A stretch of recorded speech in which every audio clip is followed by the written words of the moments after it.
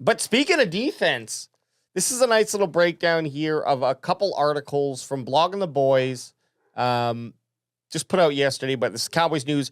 The biggest headline here is Matt Eberflus in cast of new defense players standing out at OTAs. So we could go to each of these individually, but also, you know how we roll. We like to just read headlines and kind of throw in our 2 cents. Yeah, we're headline grabbers. But I can pull up the individual articles if we need to. But this first one here is Matt Eberflus, the Flus himself. The Flus is loose, baby. He's turning heads, making good moves as a new DC. And well, and this is the thing. Guys that became head coaches, they became head coaches because they were very good at their specific position before. Yes. Eberflus was very good as a DC, right? He maybe had some issues and didn't make some of the best calls as as a head coach, but now he's back where he's comfortable. Yeah, and like pressure's off. Dallas's defense has actually performed fairly well over the last few years. So like, you know that you've got a good core group of guys. I don't think that they shook up the house too much, but I think that we did more additions than subtractions, even though we did lose a couple players. Is Fowler back on the squad? Yeah, Fowler Jr. is back on the squad. I mean, I love that. I want to say I saw something out there that Pickens took number 3 and Fowler took 13. I don't like that on the line. I don't like 13 on anybody. It's just 31? No, they couldn't do it. So I want to say I read that this week. They swapped. I think Fowler was 3 and I think they swapped numbers. I like my line. I like my D linemen in 90s and 50s. Yes. Well, Micah with the 11's kind of badass. 11. It is, but it's nothing. It's not what I would look for. But he makes it work. 90s I like. 90s on D line. Your edge rusher. I think of like a D-ware. 55, 53, 52. Those are badass numbers. Usually good at linebacker numbers too. But yeah, the single digit number or the teen or like the teen numbers. I'm just used to those being wide receivers. Or like quarterbacks, like shitty third string, like 13's usually like a shitty third string quarterback. It's funny that linemen get to use the wide receiver numbers. It's weird. The whole number change. I'm finally getting used to it. Remember when it first came out when they were able to kind of pick whatever numbers like to an extent? It was weird. Is this practice squad still? What the hell? Yeah, you had running backs wearing number 7 and number 1. What the hell is going on here? As you can see, I am looking for a new phone, and that's why I'm getting these Best Buy ads. At least it's not vibrator ads. I know, hey? Those were just for Christmas. I swear, that wasn't searching. I was just I don't know. What the hell is that? What is that? I don't even know what that is. Pocket. What? Pocket thumb. But here's the good out of Eberflus. And actually, we've brought this up before a little. We are concerned with the cornerback depth going into the season and even beyond, barring the rehabilitation of Trevon Diggs. But Israel Mukuamu, and this article is not written the greatest, I do have to say. There's some errors, but I did read through it. Yeah, but Israel Mukuamu is moving into the slot corner role. Interesting. Yeah. Because he's big. I want to say Mukuamu's like 6'4". Yeah, no, he is. Which is weird. That's kind of a weird spot for a big guy. Usually you'll see slot corners being on the smaller side height-wise because you can get low and your hip movement's a little bit easier. I want to say Mukuamu's at least 6'4". It also might be that you just got a lot of talent in that safety position and only 2 spots to play guys. And there's a lot of, we need to find a nickel. We need to find corner. a nickel. Like, someone's got to be there to play nickel. I can't bring it up aside, but you are right. He's in that 6'3", 6'4" range. Not 5'9" or whatever Jordan Lewis was. Yeah, exactly. So that'll be a new trick. That'll be interesting to see. Because they have it. I have wanted this for, I just want to read that one thing there, AJ. Yeah. The writer, the journalist said, I have wanted this for the last 2 years. He has shown he can be a baller. All right. Well, Eberflus might have also seen that. Time to let the Flus loose.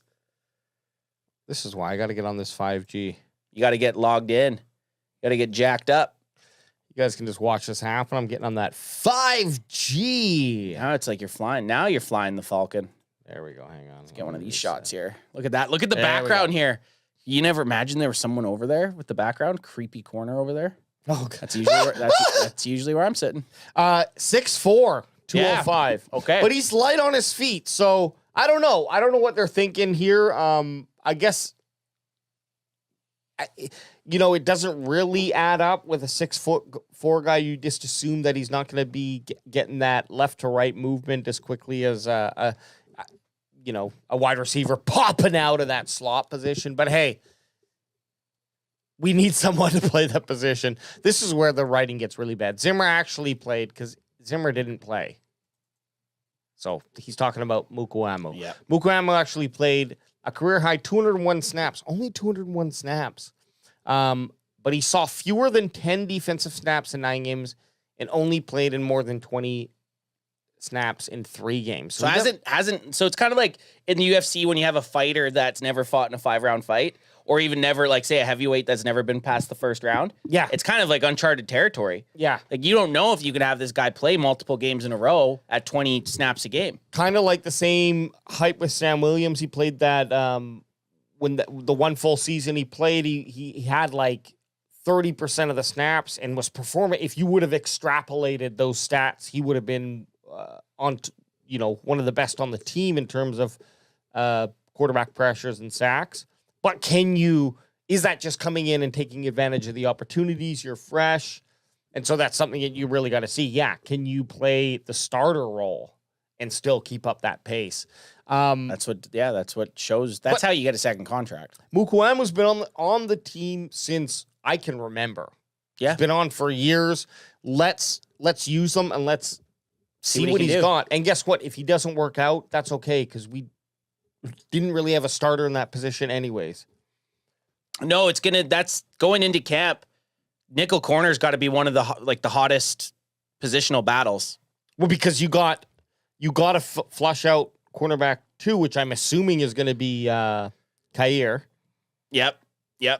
Kair, Elam, and Bland will probably be your 1 and 2. It's looking like, and then we're assuming unless Savon Revel can get healthy and ball out. But then, that nickel spot's going to be highly contested, man.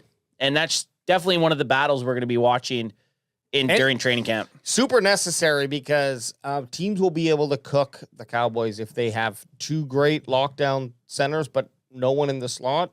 They'll just cook us. You need to have your slot player, and that's why having Jordan Lewis was.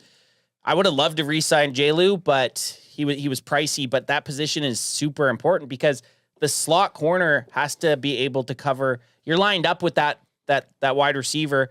You could be lining up against a CeeDee Lamb type player, and he has the whole field he can go. Yeah. He's not just stuck. He doesn't have the sideline guarding him on one side. He's got the whole dang field if he wants. So you got to be damn good. So let's hope he can ball out.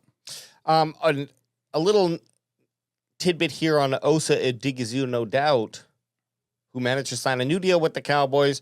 Let me just open up this whole thing. It's not a video, but it is just a little quote, and it's nice to read. So Osa says on the emphasis, new DC Matt Eberflus puts on his position and how opportunities could be different this year. This is actually a really eye-opening quote. Maybe not so much because Zimmers was on a 1-year stint and literally just coming in to get a little paycheck. Just up his money so you go gamble. Don't blame him. Just based on some of the things we're being asked to do right now, I was going back and watching some of the tape from last year, and I'm like, if I was doing the stuff we're being coached to do now, I'm making this play. I'm making that play.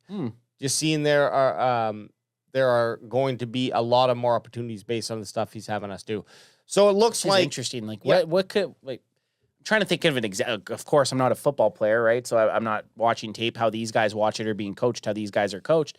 I would love to see what he's meaning. It could be simple things, or I would love to see a situation where he's breaking it down, saying, "Well, last year I was doing this, but I was told this year if I'm in the same situation to do this." It'd just be interesting to see a video like that. Actually, you know what, Sam Leaf, we know you're listening here. Why don't you get Osa to spend a couple hours and break it down for us. But no, that would be really cool. But all in all, there's the positivity coming out here from the players' mouths, as well as how Eberflus is helping to make that defense just a little bit better.